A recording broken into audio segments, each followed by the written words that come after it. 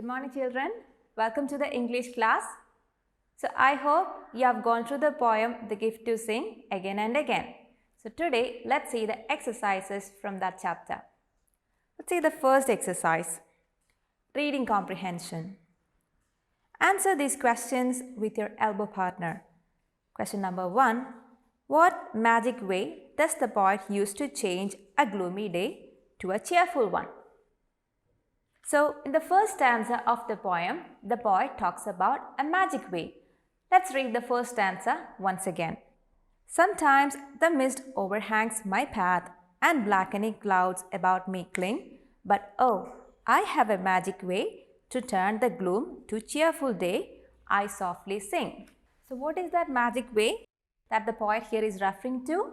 The magic way to turn a gloomy day into a bright one is to sing. Now, let's see the second question. How does the way get darker? In the second stanza of the poem, it says, and if the way grows darker still, shadowed by sorrow's somber wing. So, how does the way get darker? Shadowed by sorrow's somber wing. The path gets darker with sorrow. So, how do you answer that question? The way gets darker if there is sorrow. Now the third question. Why do you think the poet uses the word glad before defiance? In the second stanza, we could read, with glad defiance in my throat, I pierce the darkness with a note and sing and sing. Here, the word glad means happy and defiance means a resistance or a bold disobedience. So, the poet here means he is happy that he is able to sing and change his mood. He is happy that he can change his gloomy day into a cheerful one with his singing. So, how do you answer this question? The poet uses the word glad before defiance because he wants to say that he is happy to take up the challenge of brightening a gloomy day by singing. Now let's see the next question. With what does the poet pierce the darkness? So in the second stanza, we can see, I pierce the darkness with a note and sing and sing. So how does he pierce the darkness? The poet pierces the darkness with a note, means with the beginning of a song.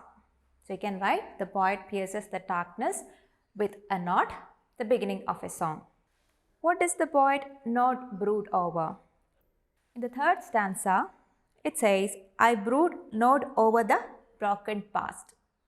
So, what does the poet not brood over? The poet does not brood over the past, which may be sad and broken. Now, this question number 6. Why does the poet never have a dark night or a long day? Again, in the third stanza, it says, no nights are dark, no days are long, while in my heart there swells a song and I can sing. So, why does the poet never have a dark night or a long day? The poet does not have a dark night or a long day because of his ability to lift up his spirits through his singing. Now, the next set of questions. Read these sentences and answer the questions that follow. Question number 1. And blackening clouds above me cling. Question A. What does the poet mean by the words blackening clouds? So in the first stanza, it says, sometimes the mist overhangs my path and blackening clouds about me cling. Here the words blackening clouds refer to the sadness and despair that the poet is going through on his sad days. So how do you answer this question? The blackening clouds refer to the moments of sadness and despair. Now question B. How does the poet describe the path he is on? So the first line of the poem says, sometimes the mist overhangs my path. Mist here refers to the sad days. So how do you answer this one? The poet describes the path as being filled with mist. Now question C. What happens when the poet softly sings? In the first stanza, we can read, to turn the gloom to cheerful day, I softly sing. So what happens when the poet softly sings? When the poet softly sings, his gloomy day will be changed to a happy one. So let's answer this question like, when the poet softly sings, the gloomy day turns to a cheerful day. Now, question number 2. While in my heart there swells a song and I can sing. Question A. Why do you think the poet uses the word swells here? In the third stanza, we can read the lines, no nights are dark, no days are long, while in my heart there swells a song and I can sing. What does the poet mean by saying heart there swells a song? It means a song that is coming from his soul, that is coming from his heart. So how do you answer this question? The word swells refers to a song rising from his soul. It means that the poet can change his gloomy day to a happy one by singing a song from his soul. Now, question B. What does the song help the poet do? In the third stanza, the poet says, I brood not over the broken past, no dread whatever time may bring, no nights are dark, no days are long, while in my heart there swells a song and I can sing. Here the poet says, as long as there is a song in his heart, as long as he can sing from his soul, he is not going to remain bad-tempered or remain worried about his broken past, his sad past, or he is not going to worry about what may come in his future. As long as he is able to sing from his soul, he will be easily able to overcome all the despair and the sadness. So how do you answer this question? The song helps the poet to overcome feelings of despair. He does not find the nights dark or the days long if he sings. It means that sometimes when you're having a bad day, you might feel the night is never going to end. You might feel the day is never going to end. But as long as he can sing, the poet says he will be able to overcome all the despair. Question C. What is the poet no dread anymore? So in the third stanza, the poet says, I brood not over the broken past, nor dread whatever time may bring. So how do you answer this question?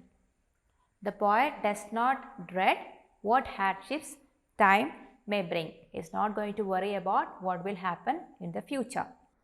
So I hope these questions and answers are clear to you. Now let's see the next set of exercises. Vocabulary. You see these sentences given here. Read these lines from the poem. Notice the highlighted letters. Look at the words from the poem. Shadowed by sorrow's somber wing, I brood not over the broken past. No nights are dark, no days are long. You can see some letters are highlighted here with a different color. Sorrow, somber. What is the sound of S here in these words? It is S. Sorrow, somber. And what about B here? Brood, broken. Here it is B. No nights are dark and no days are long. Here N. In these words, N has the sound N. You see the highlighted letters here. These letters, when used in these words, have the same sound. So when you use two or more words starting with the same sound, it's called an alliteration. Now, please look into your textbook, page number 52. At the top of the page, you can read this. Read another example of alliteration. No time to stand beneath the boughs. The words beneath and boughs both start with the same sound, B. So that's also an example of alliteration. Now, the next exercise. Now, underline the alliterative letters in these sentences, then add a new expression with alliterative words. Now, underline the alliterative letters in these sentences, then add a new expression with alliterative words. One has been done for you. One is given here as an example. Please put your pen away. Look at the sentence here. Please put your pen away. The words please, put and pen. These three words start with the same sound, P. So, they have underlined the P in these three words, which resemble an alliteration, which shows an alliteration. And Then add a new expression with alliterative words. Here they have shown one example sentence which has some alliterations in it. You can put away the paper too. Put and paper, both these words start with the sound p. So that's also examples of alliteration. Now let's look at the second question. Sally sold her sewing machine. So underline the letters that show alliteration. Which are the words here? Sally sold sewing machine. Sewing. See the word Sally, sold and sewing. All these words start with the same sound. So let's underline that alliterative letter. It is S here. So we have underlined it here. Now you can write your own sentence with alliterative examples or alliterative words. I have shown here one example. Let me show you that one. Sally stitched scarves with her sewing machine. Here the word Sally, stitched, scarves, sewing. All these words start with the same sound. So these are alliterative words. You can write your own examples with alliterative words. Now question number 3. The lazy lizard looked at the little fly. So which is the alliterative letter here? The lazy lizard looked at the little fly. Here lazy lizard, L, looked, L, at the little fly, L. So these words have the alliterative letter L. Now let me show you an example of another sentence with alliterative words here. The lazy lizard longed for the little fly. Lazy lizard longed little. All these are alliterative words. Now let's gather green leaves in the garden.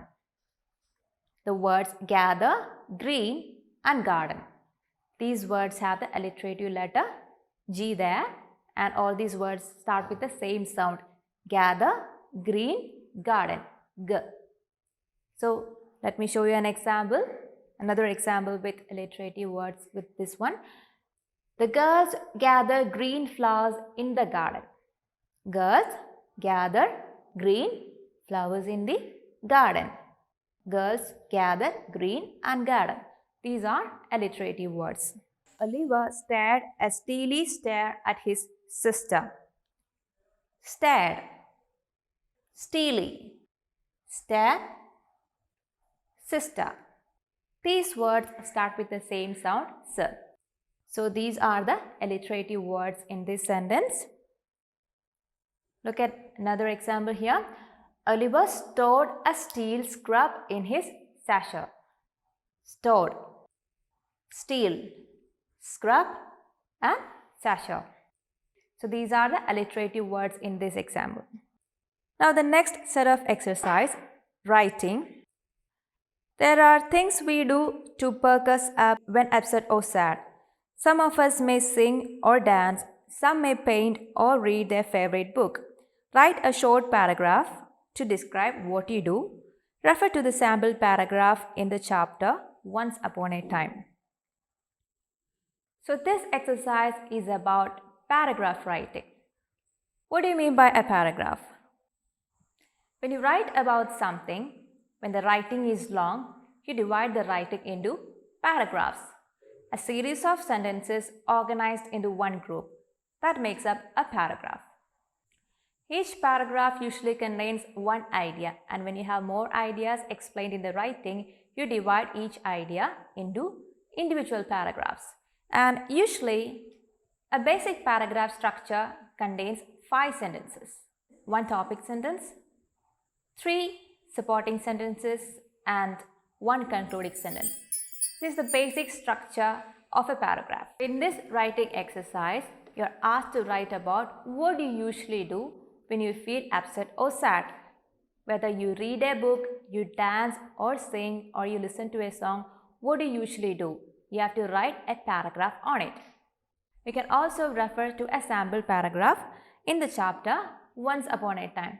Here, I have given you an example. You can refer this example also, and you can write your own paragraph. Let me show you an example. Here, I have given a heading. It's called My Magic Way. Let me read the paragraph to you. Whenever I'm upset, I read a book. A book takes me to a fairyland and I become absorbed in the world of elves and pixies, witches and demons. I forget about why I was upset or with whom. I lose track of time and forget about my meals also. I read slowly and sometimes even repeat an interesting paragraph. It is very enjoyable to read about magical lands and mythical creatures like in Aladdin and his magical lamp or Charlie and the Chocolate Factory. So here is one example of paragraph writing. You can use this as a reference. You can also refer to the paragraph from the chapter Once Upon a Time. And you also have to finish one more exercise, My Word Bank, which is also in page number 52. You have to complete the writing exercise and the My Word Bank exercise. Once you're done with that, please do take a picture and send us through Teams. So that's all for today, children. We'll meet in the next class. Until then, bye.